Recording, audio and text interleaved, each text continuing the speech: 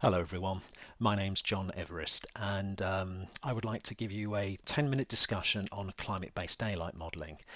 Consider this basically a crash course in climate-based daylight modelling, so you can very quickly go from no information at all to having an awareness of what is climate-based daylight modelling. So let's get straight into it. So here's an academic definition of climate-based daylight modelling. It says climate-based daylight modelling is the assessment of the luminous conditions within the built environment that makes use of the representative climate data to recreate realistic sky luminance distributions at hourly or sub-hour consecutive steps by means of physically accurate lighting simulation tools. Just had enough air to say all that. That is true, but I do not think that that is a very accessible statement if you are fresh to this. So I would like to look at it a little bit more pragmatically and break it down into these simple points. I think these are pretty much the important bits you'd want to know. Firstly, I want you to know that climate-based daylight modelling is the modern method of daylight analysis. Traditionally, by tradition, we've kind of used practitioners use daylight factor, perhaps in combination with shadow studies. I think certainly daylight factor will be phased out over, I would imagine, in like 5 years' time.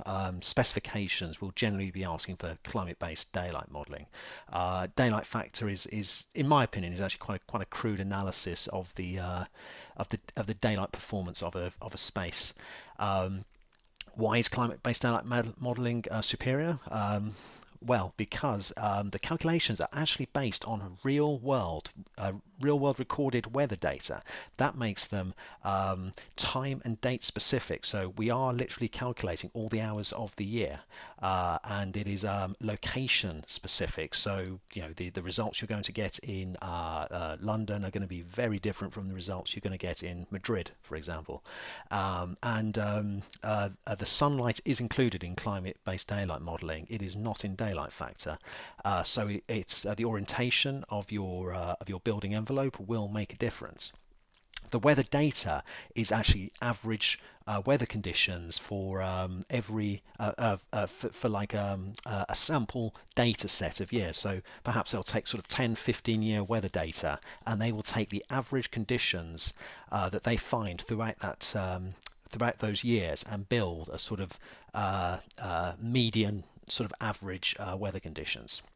Because of course there is no guarantee that we don't know how good a summer is going to be, or how bad a summer is going to be. So we are simply playing probability of the best chance. And finally, because we deal with such great data, we present the information in percentages of the year we will achieve the quantity of light we require. So if we're lighting an office or a classroom, and we can say, well, how frequently in the year will we achieve the 300 lux we require from daylight alone? Another way of saying that is how much of the year will we be able to switch our electric lighting off? So that is actually quite useful information. So time specific. When you get your weather data for climate-based daylight modeling, what you're actually getting is basically a packet of data that gives you 8,760 hours of luminance values. That is one value for every hour of the year. And here it is sort of presented as an annual profile. We have the months of the year across the bottom, and we have the hours of the day up the top. So what we can see here is in like sort of midday in June, we are achieving pretty much 100,000 lux. At midday in November, we are achieving somewhere like maybe 30,000 lux. Okay, and if you see how it looks kind of like an eye, that is because that is showing you the length of the day. So in January, it is dark at it gets dark at sort of 3-4 o'clock, and as summer comes, it does not get dark until 7 o'clock or even 8 o'clock at night. I think if we sort of improve the granularity of that, I think we'd find right at its peak. Certainly in London, we can have We can have light of sorts until all the way up here. But that's what it is showing us, and it's that information that we will use to build our sort of sky model, and we can see how our interior environments are performing. So, if you think about this, if we're going to calculate the illuminance value of every calculation point for every hour of the year, that is actually, for a 10 by 10 point calculation grid, that's very reasonable.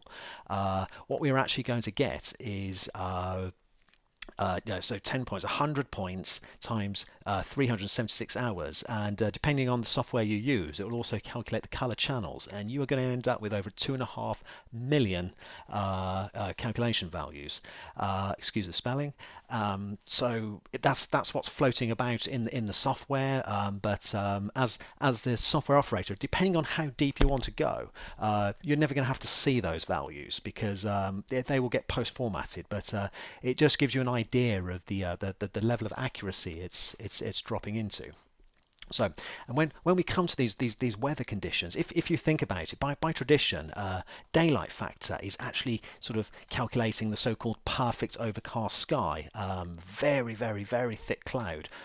If we do a shadow study, we are actually simulating a totally clear sky. Now, depending on where you are, where you're living, which of these is your prevalent condition? Is it perfectly overcast or perfectly clear? Well, in reality, it's going to be somewhere in between, isn't it? It's, you're going to have clear days and awful days, but a lot of the time you are going to be sitting in the middle here, and this is what climate-based daylight modeling is able to offer you. I say true in inverted commas because it doesn't literally put all the clouds in the sky. It's, it approximates, but it is representative that there is some cloud cover in the sky.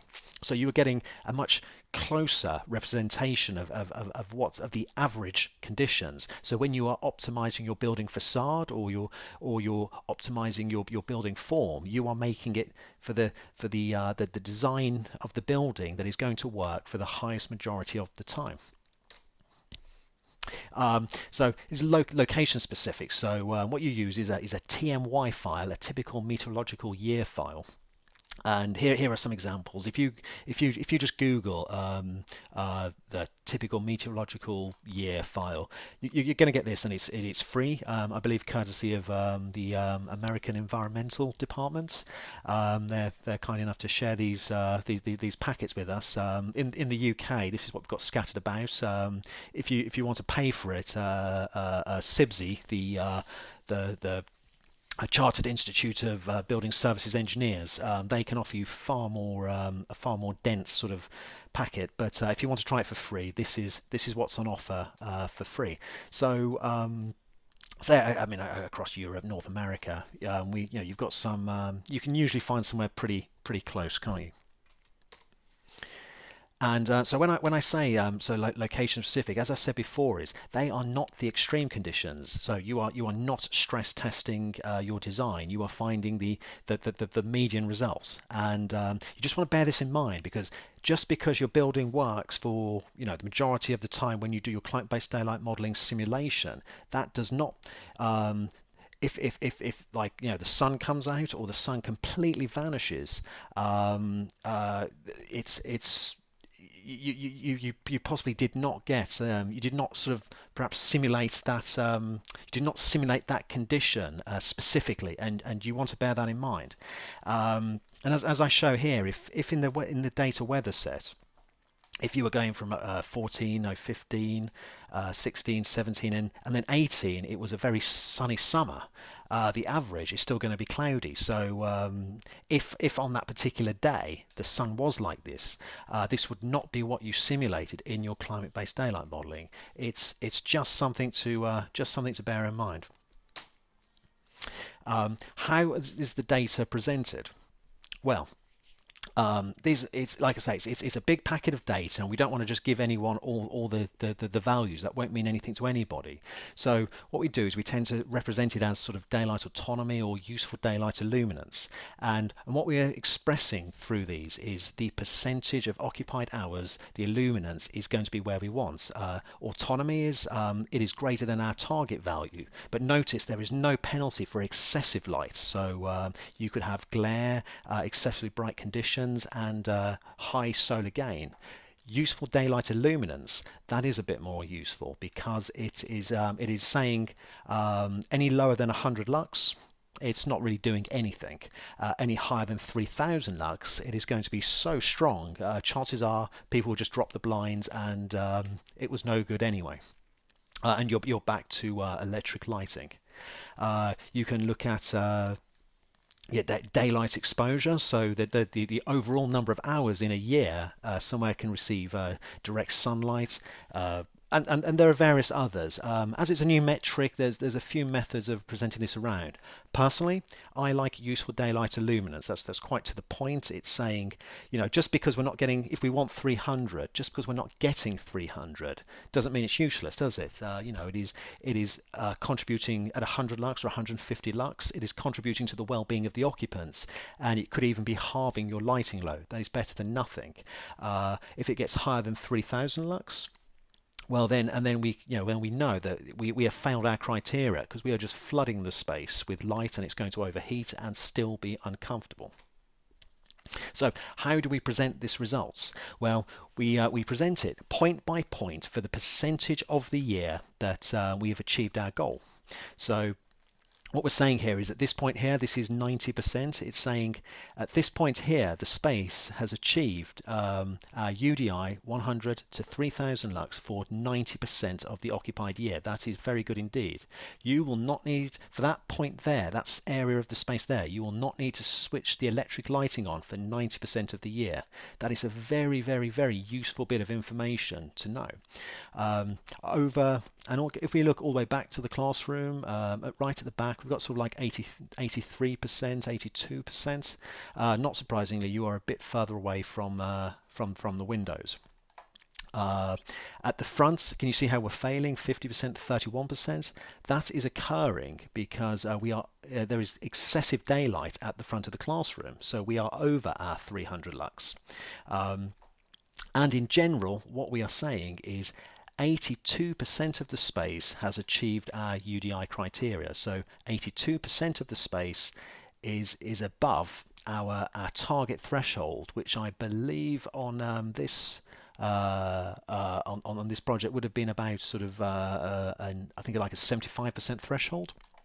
So it's a lot of numbers, but if when it sinks in, it does make sense. And here is a sample. It's a real specification that came. It's quite out of date now. I think they've slightly updated it, but it proves the point here. So this is from the Education Funding Authority, and what they are saying is to get funding, an EFA funded school, you will need a daylight autonomy. That is, 50% of the area needs to achieve 300 lux for 50% of the year between 8 a.m. and 4:30 p.m. So 50% of the area needs to be 300 lux or better. And also the useful daylight illuminance, 80% of the area needs to achieve illuminances in the range of 1 to 3000 lux for 80% of the year between the hours of 8 a.m. and 4:30 p.m. To be honest, in my opinion, I don't really see the need for both of these criteria. This is easy, this is very difficult. So if you achieve this, 90% of the time you will achieve this. As I said before, I like this figure. That tells you a lot. This tells you nothing about overlighting in isolation. Okay, but if you Google EFA FOSS daylight specifications, I think it's Appendix E or Appendix F, you'll find the current one. Right. So why would you want to learn it? So it is now referenced in these standards, BREEAM, which is the sort of the UK equivalent of LEED, the well standard. In the see, it's an old presentation because this is through to final draft, isn't it? That's the new daylighting standard, and as we've just discussed, the ESFA. And as you can see here, it's stating areas, the area, like I say, various schools, and the minimum area to comply 80%, and we need that for at least 300 lux for 2,000 hours of the year. Slightly different to the ESFA standard, but the calculation methodology is the same. It's just a different presentation of the results. Uh, we can also, from our data pack, we can literally extract, because we calculated every hour of the year. If we are asked what happens at 12 p.m. on April the 19th or any other time and date of the year, we can extract that back out of our calculation file. And we can say, well, yeah, at this time it was this illuminances. You can also do dynamic shading. So what that means is as the sun comes out, we can actually simulate what happens if users are moving blinds, or there is basically active shading. The shading devices move to suit the conditions, which is what would happen in the real world. So what would actually happen is, in this case, 6 calculations would be made, and basically, if the light was excessive in this calculation at that particular time, the results would then look to the blind down slightly and the blind down more and the blind down more until the right condition was found. So this simulates what would actually happen in reality if a user, obviously if the light was excessively bright, users would not sit there and tolerate excessively bright daylight. They would move the blinds, and because we have calculated all these different points over the course of the year, we are able to simulate that phenomenon with climate-based daylight modelling. And finally, we can also work out the luminaire dimming profile. So when you're looking at your cooling loads and your consumed power, well, you can actually extract that data directly, because of course if in your area you are achieving adequate daylight for 80% of the year, the reverse is, you know that at that time you were able to dim your lighting for 80% of the time. You only needed it on for 20% of the time. And what you're going to find is a sort of annual dimming profile where, as sort of as the winter comes, you're not going to be able to dim your lighting that much from daylight harvesting, but through April up to September, you're going to get sort of pretty good daylight savings, but you can express that objectively to clients and people interested in looking to quantify more commercially the benefits of climate-based daylight modelling. So I think I've overrun my 10 minutes, haven't I? But hopefully I've given you an awareness of what climate-based daylight modelling is, and perhaps you're a little better equipped now, as if you go out on the internet and you can check some other pages, and people have far more polished presentations. But hopefully I've given you a grounding, and just to cut back right to the beginning, as I said before, is I would say if you want to take anything away from this presentation, just take away those few points there, and that will give you some of the key points of climate-based daylight modelling. Right, I hope that was very useful, and good luck learning more. Thank you very much. Thanks for listening. Bye.